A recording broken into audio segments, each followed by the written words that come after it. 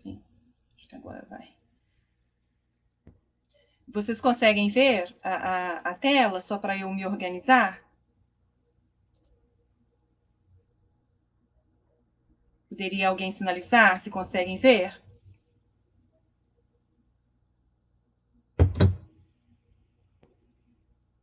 Vocês conseguem ver? É porque, sim, sim. Ok. Bom, eu vou deixar minimizada, porque assim eu consigo ver as janelas, ou eu não sei, eu vou ampliar, mas se der algum problema, eu peço-lhes que ativem os microfones, porque eu estou com a tela ampliada. Eu vou também deixar o tempo marcado. A minha pesquisa, então, ela se intitula Enunciação Semiolinguística e Teoria Jurídica, Notas sobre Linguagem e Direito. É uma pesquisa que eu venho desenvolvendo desde 2015 na Faculdade de Derecho da Universidade de Buenos Aires, juntamente com um grupo de pesquisas do qual eu faço parte lá na UBA. Essa pesquisa, ela sobre o Renato Carrió, ela segue, né, é uma continuidade de algumas considerações que eu venho fazendo sobre a obra dele, desse jurista, e que hoje apresento aqui no Congresso, né, nesse encontro da Rede de Estudos do Discurso Jurídico, RedJur. Eu sou, então, Adriana do Carmo Figueiredo, docente de Direitos Humanos, advogada constitucionalista.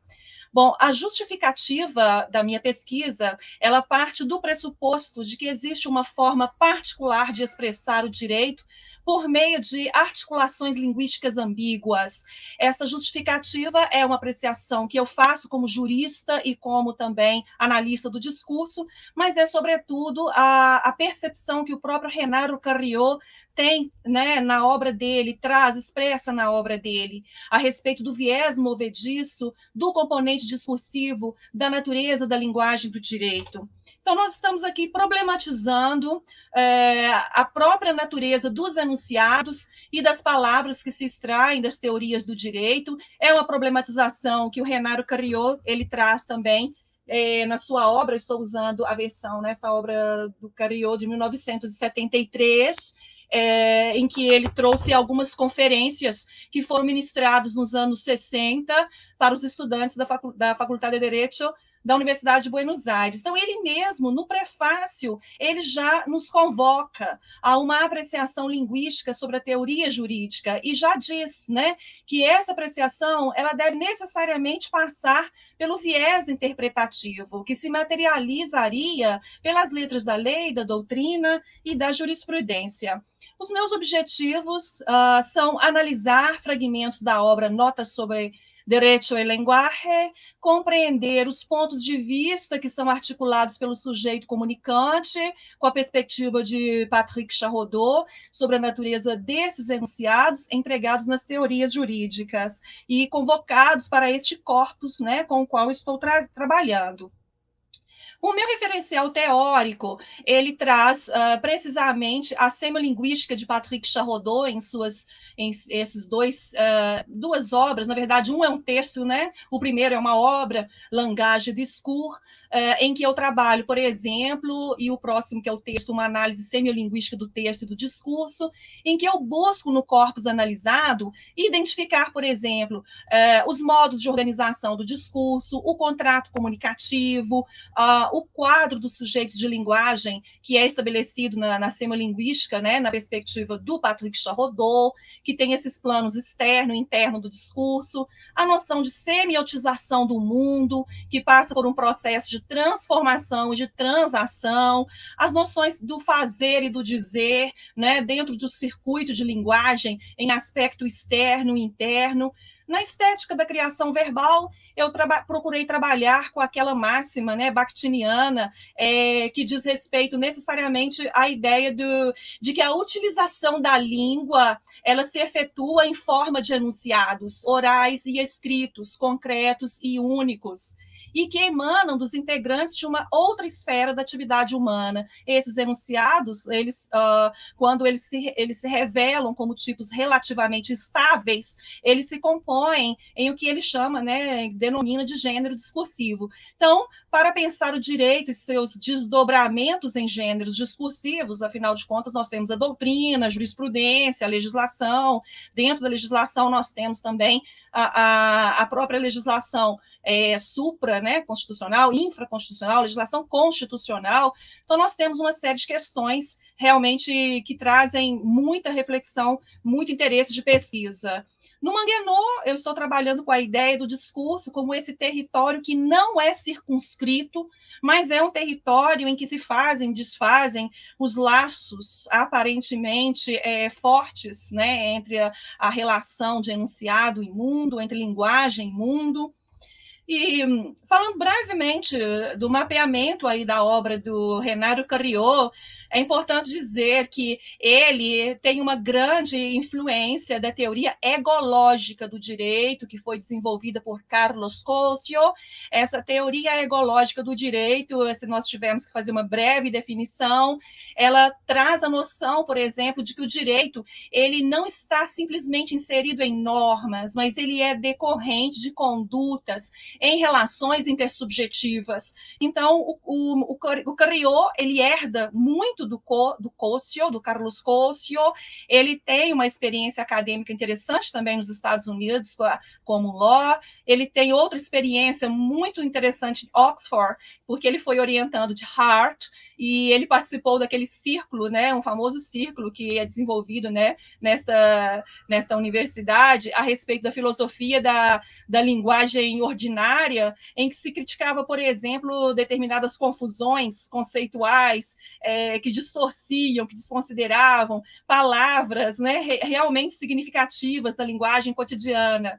E ele transpõe, de certa forma, essa abordagem também para o discurso que ele propõe a fazer na sua doutrina jurídica. Ele foi magistrado, catedrático, né, o Carrió. Bom, e agora, metodologicamente, muito rapidamente, eu trouxe 3 fragmentos, né, que eu recortei da obra. Minha metodologia, eu vou procurar falar sobre esses fragmentos, trazendo algumas observações com as teorias com as quais eu trabalho, especialmente a semiolinguística. Peço-lhes permissão para ler estes fragmentos em língua espanhola. Bom, então, fragmento 1, respecto a los usos del lenguaje. Se trata de una problemática que en muchos aspectos no ha sido aún suficientemente explorada. La lista parcial de actos que se pueden hacer con palabras muestra incluso a los ojos del menos alerta la prodigiosa riqueza y flexibilidad del lenguaje. Este es una herramienta que sirve para los fines más variados.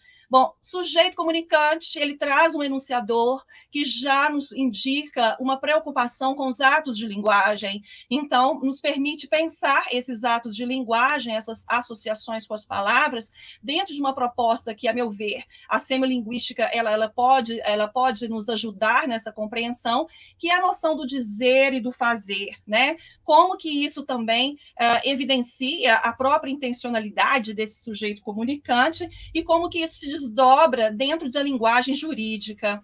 No fragmento 2, sobre os desacuerdos entre os juristas, é a terceira parte da obra de Carrió, e o enunciador. Então, ele diz que es verdad que los hombres hemos pretendido, habla de determinar la naturaleza de la entidad designada por la palabra, y seguimos pretendiendo hacer estas cosas, pero también lo es que al amparo de estos rótulos oscuros se hacen muchas cosas distintas, que no deben ser confundidas. De lo contrario, se multiplican los equívocos favorecidos por la ambigüedad. No siempre divertida de preguntas como ¿qué es democracia? ¿Qué es usufructo? ¿O qué es derecho? Então, nesse fragmento, eu procurei analisar essa noção de rótulos, né, essa ideia de rótulos escuros. Usei um pouco também aí da retórica, embora não estivesse lá no meu referencial teórico, que foi apresentado no slide anterior, mas tem um pouco da retórica do Meyer, em que ele trabalha a noção da cristalização do discurso, e procurei trabalhar essas indagações como processos interpelativos que trazem também a participação desses sujeitos, né, destinatários interpretantes para o discurso de Carrió. E o último fragmento em que ele fala das discrepâncias entre os juristas. Então, é interessante porque é uma inscrição nítida da primeira pessoa do singular na doutrina de Renato Carrió, o que me parece muito curioso, né? Eu tenho observado bastante as apresentações, os textos, especialmente a doutrina jurídica de colegas meus da Universidade de Buenos Aires, e eu vejo bastante a inscrição dessa primeira pessoa discursiva. diferente um pouco da forma como nós juristas às vezes desenvolvemos as teorias, as doutrinas, ao menos aqui em alguns círculos brasileiros. Então, bom, o enunciador diz: pienso que, en parte no desdeñable, las disputas entre los juristas están contaminadas por la falta de claridad acerca de cómo deben tomarse ciertos enunciados que típicamente aparecen en la teoría jurídica. Mientras no se ilumine este aspecto del problema, quedará cerrada toda possibilidade de superar os múltiplos desacordos que tales enunciados generam. Bom, eu trabalhei na perspectiva enunciativa a ideia de que esse sujeito comunicante, né, dentro da noção semiolinguística, ele se desdobra em outros sujeitos. Então, às vezes, nós temos a sensação de que o sujeito enunciador, ele é o jurista, ele é o magistrado, e até mesmo cientista de linguagem, que já está dizendo, né, que existem certos enunciados. Vejam que ele escreveu isso nos anos 60, em um contexto de virada linguística. Então, a percepção dele, da importância, né, da contemplação, da análise da linguagem, da análise da linguagem para o direito.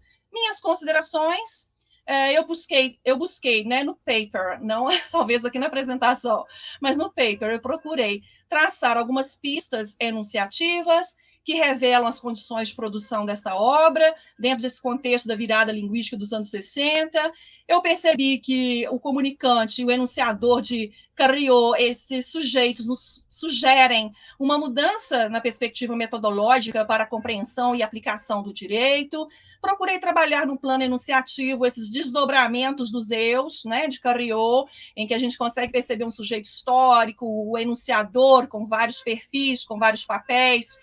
A influência de Coase e Hart, muito importantes para se pensar os processos intersubjetivos da linguagem, as noções de mundo a significar e mudo significado, os questionamentos das verdades, que eu acredito que o Carriot faz o tempo inteiro, inclusive com as perguntas retóricas que ele nos propõe, e a noção de natureza do enunciado, né, que eu acho que o Bakhtin, ele traz assim uma costura interessante para a gente pensar esse viés movediço, essa natureza dos enunciados, que quando eles se estabilizam, né, eles podem formar gêneros discursivos. Então, agradeço-lhes, estas são as referências de base,